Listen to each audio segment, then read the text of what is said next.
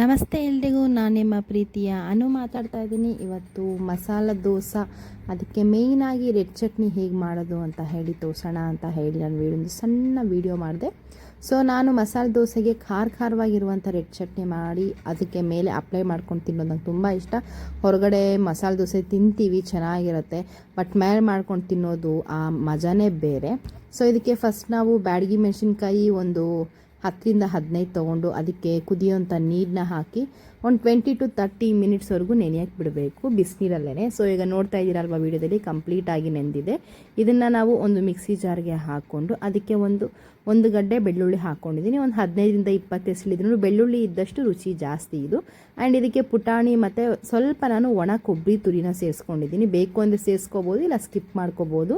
ಇದಕ್ಕೆ ತಣ್ಣೀರು ಹಾಕ್ಕೊಳ್ಳೋ ಹಾಗಿಲ್ಲ, ಬಿಸಿನೀರು ಹಾಕಿನೇ ರುಬ್ಕೋಬೇಕು. ಆ್ಯಂಡ್ ಉಪ್ಪು ಮತ್ತು ಬೆಲ್ಲ ಎರಡನ್ನೂ ಸೇರಿಸಿ ಕಂಪ್ಲೀಟಾಗಿ ಮಿಶ್ರಣ ಮಾಡಿ ಒಂದು ಡಬ್ಬಿಲಿ ಹಾಕಿಟ್ಕೊಂಡೆ. ಸೊ ಇದನ್ನು ಫ್ರಿಜ್ಜಲ್ಲೂ ಇಟ್ಕೋಬೋದು, ನೀರು ಸೇರಿಸಿಲ್ಲ, ನೀರು ಕೈಯಲ್ಲಿ ಮುಟ್ಟಿಲ್ಲ ಅಂತಂದರೆ ಹೊರಗಡೆ ಕೂಡ ಇಡ್ಬೋದು.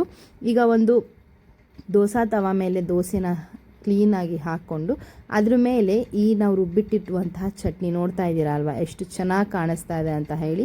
ಸೊ ಈ ಚಟ್ನಿನ ಕಂಪ್ಲೀಟಾಗಿ ಅಪ್ಲೈ ಮಾಡಿ ತುಪ್ಪ ಸವರಿ ದೋಸೆಗೆ ತಿರ್ಸಿದಾಗ ಕೆಂಬಣ್ಣಕ್ಕೆ ಬಂದಿರುತ್ತೆ. ಸೊ ನಿಮಗೆ ದೋಸೆ ಏನಾದ್ರು ಕೆಂಬಣ್ಣಕ್ಕೆ ಬರಬೇಕು ಅನ್ನೋದಿತ್ತು ಅಂತಂದರೆ ದೋಸೆ ಹಿಟ್ಟು ನೆನೆಸುವಾಗ ನೀವು ಕಡಲೆಬೇಳೆನ ಸೇರಿಸ್ಕೋಬೇಕಾಗತ್ತೆ. ಇಲ್ಲಾಂದರೆ ಅಕ್ಕಿ ಹಿಟ್ಟು ರುಬ್ಬಿದಾದಮೇಲೆ ನೀವು ದೋಸೆ ಹಾಕುವಾಗ 1 ಟೇಬಲ್ ಸ್ಪೂನ್ ಸಕ್ಕರೆ ಹಾಕಿದ್ರೂ ಕೂಡ ನಿಮಗೆ ಕೆಂಪಗೆ ಬರುತ್ತೆ. ಸೊ ಆಲ್ರೆಡಿ ಮಸಾಲೆ ದೋಸೆ ಕ್ರಿಸ್ಪಿಯಾಗಿ ರೆಡಿಯಾಗಿದೆ. ಇದಕ್ಕೆ ನಾನು ಆಲೂಗಡ್ಡೆ ಪಲ್ಯ ಮಾಡ್ಕೊಂಡಿರಲಿಲ್ಲ, ಪನ್ನೀರ್ ಬುರ್ಜಿ ಮಾಡ್ಕೊಂಡಿದ್ದೆ. ಏನಕ್ಕೆ ಹೊರಗಡೆ ತಂಪಿರೋದ್ರಿಂದ ಆಲೂಗಡ್ಡೆ ವಾಯು ಆಗುತ್ತೆ ಅನ್ನೋ ರೀಸನ್ಗೆ ಪನ್ನೀರ್ ಬುರ್ಜಿ ಮಾಡ್ಕೊಂಡಿದ್ದೆ.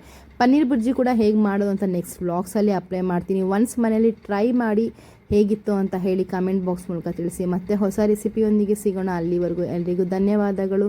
ಟೇಕ್ ಕೇರ್ ಅಂತ ಹೇಳ್ತಾ ಇಲ್ಲಿಗೆ ನಾನು ವ್ಲಾಗ್ಸ್ನ ಮುಗಿಸ್ತಾ ಇದ್ದೀನಿ.